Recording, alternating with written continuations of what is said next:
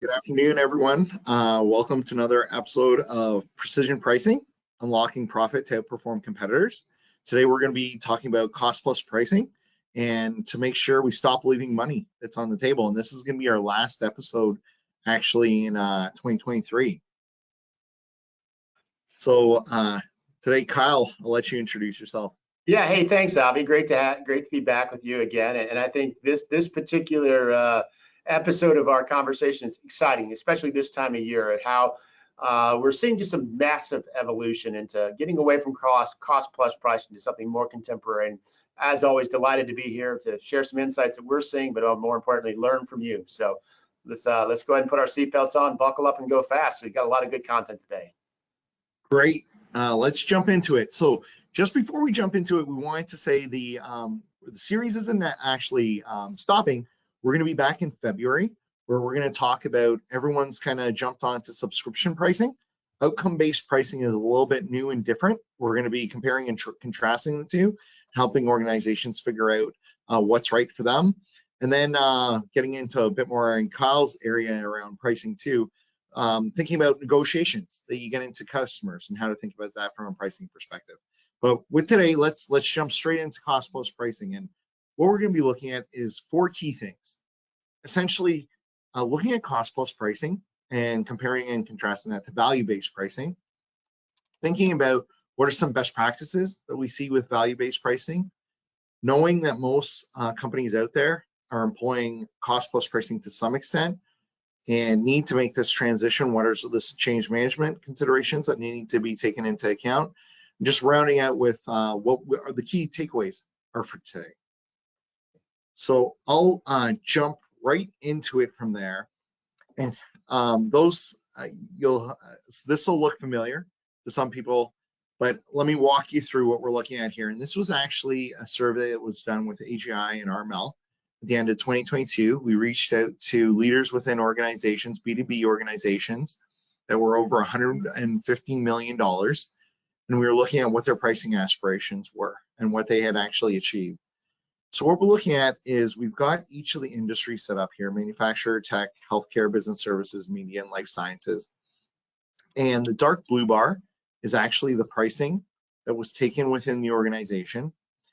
The kind of lighter blue is what their discounts actually increased to. And the last bar here is the net price increase. So for example, in manufacturing in 2022, the average price increase taken was 6.4. They increased their discounts by about 2.8%. So on a net basis, their prices actually rose by 3.6%. When we gauge that versus the average inflation that occurred in the year, it was about 7.4%. So the average manufacturing company took about 3.6% versus 7.4% for costs to go up. I think why this is kind of critical is we wanted to just set this up as the base. And you can see on an overall basis where these light blue lines are 3.6, 3.1, 3.73, 1.3, and 0.1. Everything is kind of below 7.4%. So even though the majority of companies, if you were out there and we kind of peel it back in our experience and we're looking at how they're pricing, a lot of companies out there are really driving their price increases looking at cost. We're seeing, if we're at the 500-foot view, most companies aren't keeping up with costs in terms of what they're actually translating on their financials. Yeah, and I think what's interesting, Avy, that chart has just carried forward into 2023 and beyond. And quite frankly, if you didn't have the chance to grab price when you could, now a lot of folks are playing a game of catch up. And if we're playing a game of catch up or trying to catch up to where we should be, there's smarter ways to do it than the historic just cost plus methodology. Exactly, and we're actually going to be refreshing this research as well. So that's something for the team to look out for in 2024. But to your point, as we talk to cost-based pricing, what's the issues around it? I'm sure if we go around, everyone's kind of got one or two of these, but I'm going to just flash up a couple here. But I think the key thing for us is, why do people like cost-based pricing on the left side here? It's really, one, it's quick and it's easy. everyone can understand it across the organization. It takes very few resources to impact. So as we see a cost change, we can go ahead and roll it out pretty simply. And theoretically, it's the simplest way to ensure our costs are covered. So into kind of academically, it's very simple. It's low maintenance, low resources, low touch, and organization should be able to drive through it. But when we get onto the right side on where are some of the drawbacks within cost plus pricing, well, if our organizations are doing a good job of actually finding some cost savings within the organization, usually those are passed back to customers, because we're usually looking at, hey, we've got certain margin targets that we're trying to hit. So as we find those efficiencies, we don't feel that pressure to pass the cost on to customers. We, in fact, usually give back to customers.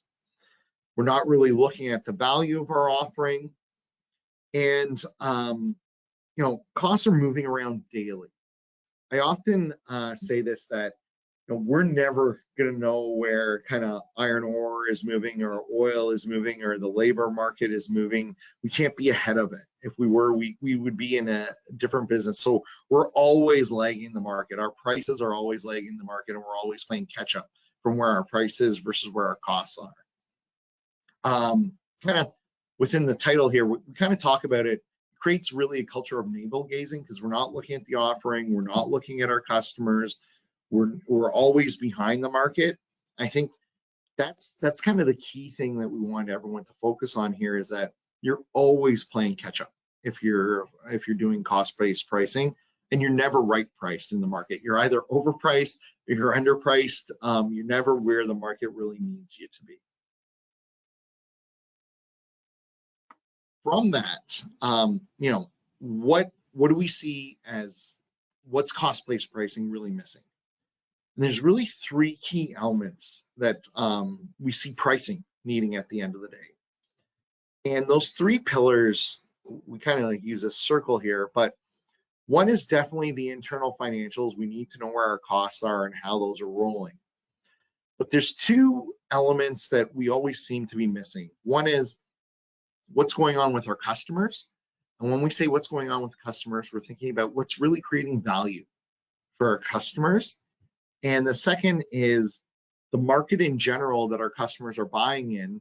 What's going on in the market, or much more tangibly, what's happening with competition out there. So what we're going to focus on a little bit more today is, knowing that everyone's really focused on this light blue on the internal financial, how do we start to bring in the customer and competition into play? And Avi, I'll share this with you, just and you're well aware, as you see it in your day-to-day work, is that we're seeing now, in particular, this customer orientation, this creating a differentiated value to your organization that drives to the bottom line, quite frankly, as we've talked about in past episodes. It really does begin with the customer. And as you can see here, there's this graphical image on the left-hand side matters a lot because of the interconnectivity of all three of these functional capabilities. And if your sales, your marketing and product teams and your financial teams are not all linked, you really are going to leave money on the table. And more importantly, you're probably going to alienate your customer base. So you'll just be in a situation where you're going to be running to the lowest common denominator of price. And at that point in time, you really erode all of the value you have. So really important, all three of these functional areas work together in harmony.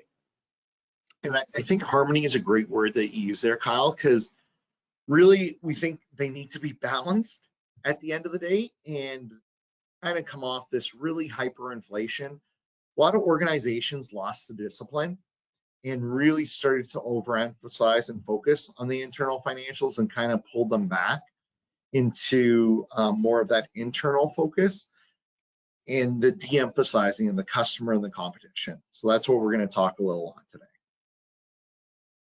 So what, all those drawbacks we talked about in cost-based pricing, really what we find is value-based pricing kind of plugs those gaps. So we start to get to where we can start to weigh trade-offs between developing higher quality offerings and customer value and what customers want and what we're going to get rewarded based on satisfying those needs.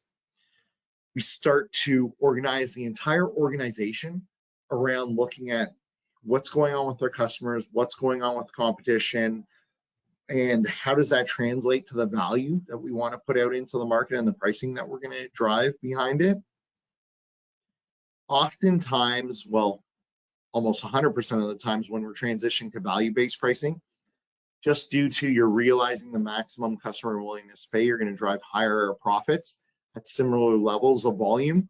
Or if you're an organization that wants to drive more volume, you're understanding where are the most impactful places that you can make investments into the market to drive and have the least amount of impact on your profit to drive those higher levels of volume. And you're gaining more, kind of building on what I just said, you're gaining more flexibility in terms of thinking how to use pricing to drive results. So for example, if you're a company that is dealing with supply issues, how can we think about where our customers are seeing value within our portfolio and where we lean on price more to drive more management within our supply? Last, of course, all those people within procurement, within our operations that are driving cost efficiencies within our operations, we're ensuring that this is never passed back to customers, that we're retaining those things because they really have no impact on how the customer is perceiving our value at the end of the day.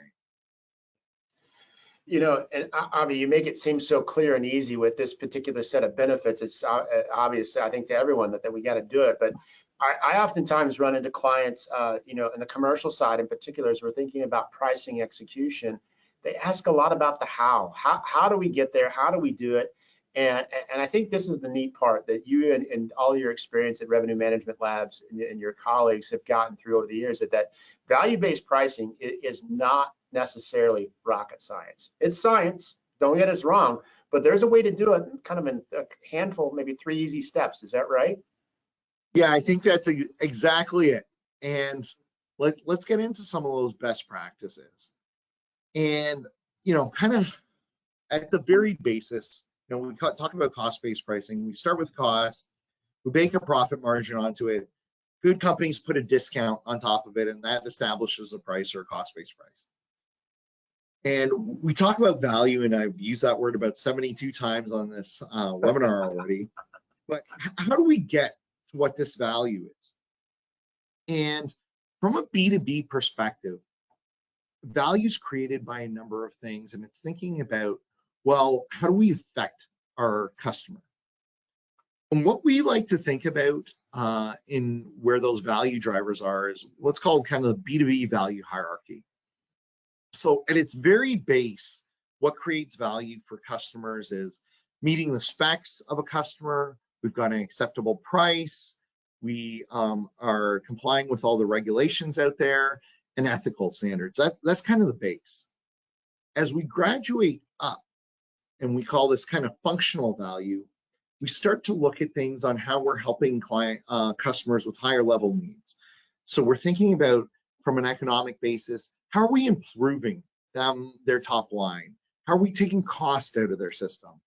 How are we, as an input into them, driving quality? How are we helping them bring innovation faster into their organization? Now, I won't read through all these things because there's a lot of things in the value pyramid, but if we go up one more level, we start to think about things like, how do we start to help our customers with their ease of doing business? So we're helping them, their operations function more easily. We're helping them develop relationships out there in the marketplace. How do we, as we graduate up one more, this is, again, more higher level needs around individual value. So if a customer is transacting with us, are we helping them in their career and their reputation on what they're doing out there in their market? How we help them develop, or from a personal perspective, reduce anxiety. If they work with us, it reduces anxiety. They don't have to worry about things. And then we get to the inspirational value. And when I talk about inspirational value, we're talking about things like, how are we helping our actual customer with their vision and whatnot? Now, as you look at this hierarchy of needs, it's almost like Maslow's hierarchy of needs, but restated from a B2B perspective. Usually the values that we're talking to or the values that we're quantifying, we're dealing with higher seniority of person within the organization. So when we're getting to the inspirational value, we're more dealing with kind of the CEO and what they are focused on, the purpose and the mission of the company and what they're doing. Whereas when we're dealing with operational folks, we're more so dealing with the ease of doing business and functional value and showing them how we can improve from a quantitative basis. Here, if you buy us, here is the bottom line impacts that we can drive to your organization. Yeah. Hey, Avi, you know, you and I have gone over this chart a number of times. And I think it's fascinating because there are a lot of different variables in here. Not everyone is going to be, you know, the exact same sort of path from table stakes up to inspirational. But, you know, the question I often have is, do you have to have this foundation built before you can move up the hierarchy, move up to individual, move up to inspirational?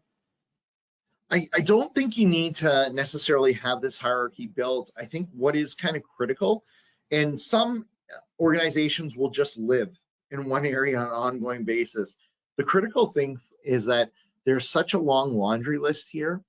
And I think when we talk to our sales teams, they will inherently give you a whole bunch of these elements. What's critical is being able to understand from the customer's viewpoint, and there's probably different groups of customers, what's important to them. What are kind of the critical 2 or 3 things that the customers find important? So, and that create differentiation for us. So we can start to really hone in on, well, how much value have we truly built up in these areas? How do we message that value? And how do we make sure that we reflect that value in our pricing into the marketplace so we can justify why we're putting our pricing where we're putting our pricing? And I like the way you phrased it. You know, it's that differentiation, that differentiated value between you and your competition that your sales team likely picks up on, or your marketers might hear through some of their voice of customer work to get you kind of cleaner into where to focus, because doing all this would be very difficult, I'd imagine. Exactly. And you know, let's talk about kind of the typical on what we run into. So we just wanted to think about, you know, a B2B thinking about an online survey tool that they could use out there.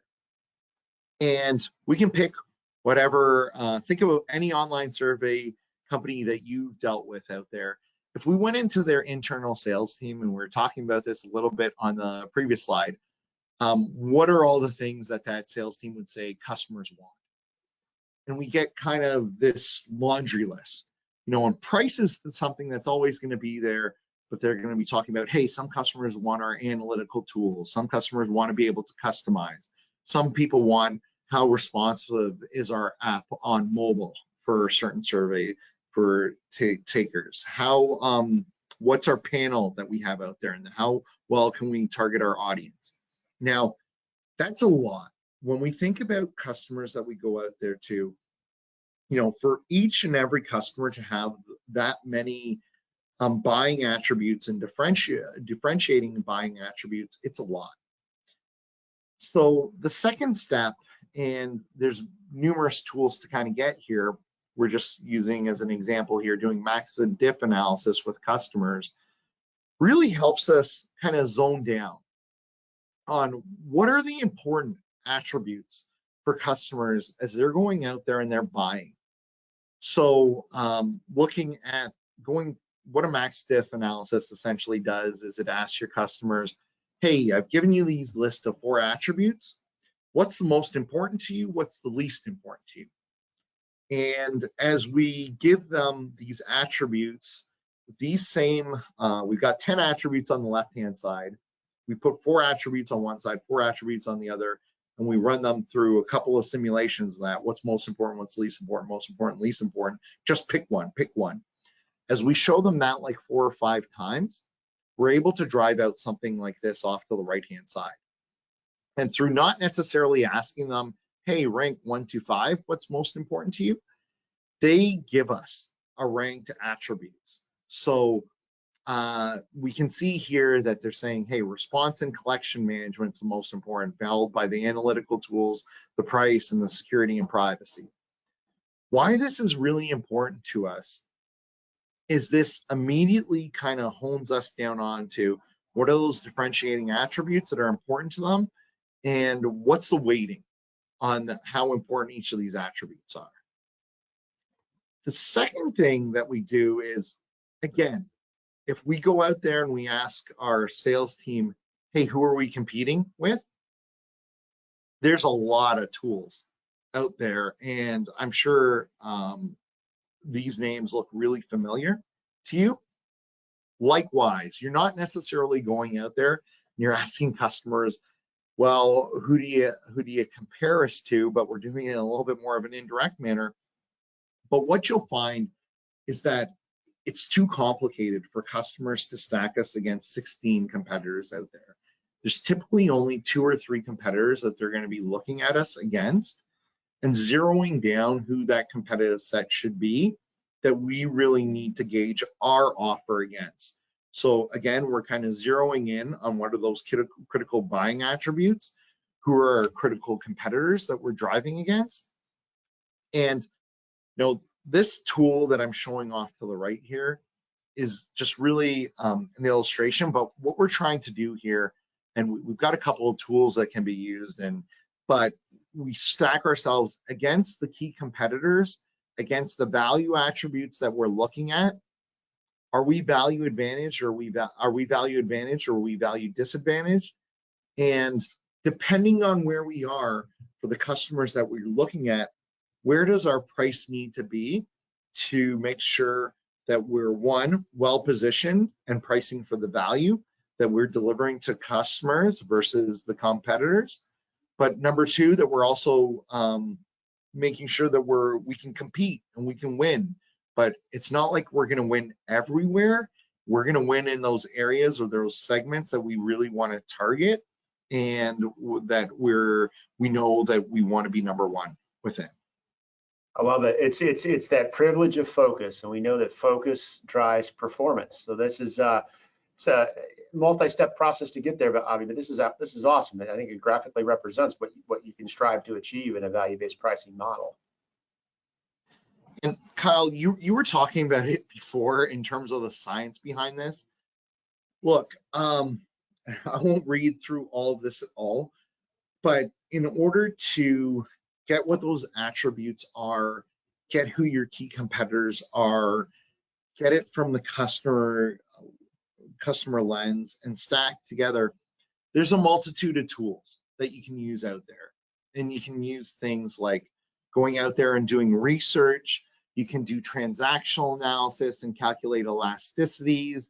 You can look at all the bids that you've put out there into the market and get an understanding on where you're winning versus losing and who you're actually bidding against, and for different groups and segments of customers. Or you could do perceived or financial value. The question I typically get is, well, hey, what's best in class, or what should we be using?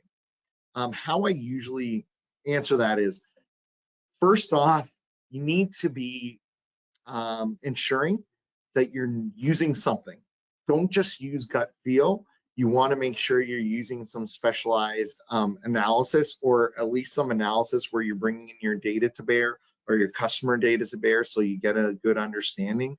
You're getting some base level understanding of elements of what value we're bringing to basis, who are our competitors, and who are those attributes. But number 2, it really does depend. Depending on what industry you're sitting in, how wide your customer base is, how accessible your customers are, how readily available competitive data is, how well you can see competitive volumes within the marketplace. It really depends which tools or suites of tools you're going to use and what process you're going to go through. But why we thought this was important to talk to the group about today is, if you don't have it in place today, you want to make sure you at least bring some of these elements into your process. And then if you do have some of these elements in your process today, really making sure that what you're doing is customized for the needs of your business. Yeah, and I think that's it, is that I've always found not a single answer, but a way to do it right, but do it right for you. And that's so important. And quite frankly, Avi, I've just been along for the ride on many of these instances with you as we've worked together through the years. There are some that are easy or more difficult, but each one of these different ways to sort of thinking about gauging customer willingness to pay matters. And like you said, just start someplace, but don't use your gut alone. And, we've talked about, referencing, hey, starting internal, looking at financials, doing cost plus. Then we talked about when we talk internally to our product management, finance, sales, everyone will kind of have an opinion. And where we've really focused on is how do we start to look externally with our customers, competitors, and value. So that's a really big shift. And really what occurs is we're starting to look externally, and that shift in how we're looking at pricing, there's a lot of change management that's involved. And why we wanted to make sure that we bring this into focus is that as you're moving from cost-based to value-based pricing, it's not an overnight thing. And how you're messaging this internally and how people are your team is understanding how you're pricing is absolutely critical. And building that alignment with the team so they can go out there and communicate it with customers to make sure customers are bought in, and we're talking to customers in terms that they understand that, hey, we're not necessarily sending out a letter anymore and saying, here is what commodities have increased, here's what our labor has increased, so here's what you're seeing from a list price increase. It's a bit more nuanced and differentiated in terms of how we're talking about what we're doing in the market and why we're doing it in the market, and that we're getting across what we're doing is fair. Yeah, there might be commodity or cost realities that are driving this, but that we're also bringing value and reminding them of, hey, here's the differential value that we're bringing. Here's how we're creating value within your organization. And here is why it makes sense to continue to be with us and why our prices are market-based at the end of the day. So, Yeah.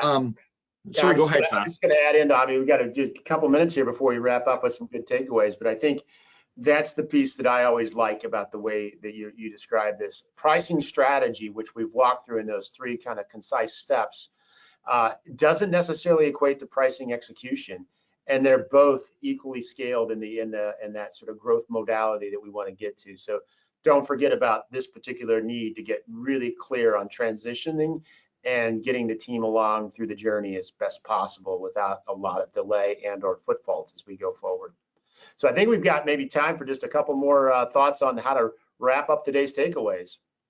Yep, exactly. So I think there's really 4 things that Kyle and I wanted to leave you with today. One is got to understand there's going to be instances where you're relying on cost plus pricing just due to realities, but understand the risks of cost plus pricing and why you may need to evolve from that. 2, as you start to transition to value, you want to really have focus. So get to that short list of competitors, get to that short list of value attributes, and you want to do that by utilizing customer insights. And that's not necessarily only doing transactional analysis, doing research, relying on your internal team for some of those things, but thinking about how we get to the right solution for us. Realize the willingness to pay using those customized pricing methods and figuring out what's the right balance, what are the tools that your team needs to use and the process that you need to use. And then the last thing is use your change management best practices when you're migrating to value-based pricing, because it's a big adjustment and transition. And what we started with is a lot of people do cost-based pricing because it's easy. It takes a lot of effort to take the team through and move to this value-based pricing. But the bottom line and top line opportunities are significant, material, and immediate when you can take the team there. Yeah, as always, I'm amazed and I learn something every time we talk, Avy, and I think this is a great takeaway as we step into the end of the year, have some plans for the future into the next year and beyond. And, Avy, on behalf of the Alexander Group, delighted to have everyone join today. Thank you so much. I think we have, Avy, I guess any parting words or thoughts that you have before we sign off? Maybe get ready for the next one coming up? No, I just think it's the next session coming up, subscription outcome-based pricing. I really appreciate the team today and everyone get together to share some knowledge. Thanks, Kyle. Yeah, as we think about subscription versus pricing and outcome basis pricing, I think you got to have one that you'll love here coming up on February 14th in the new year. Looking forward to having everyone join us then. Take care and enjoy the rest of your day, and best of luck closing out 2023.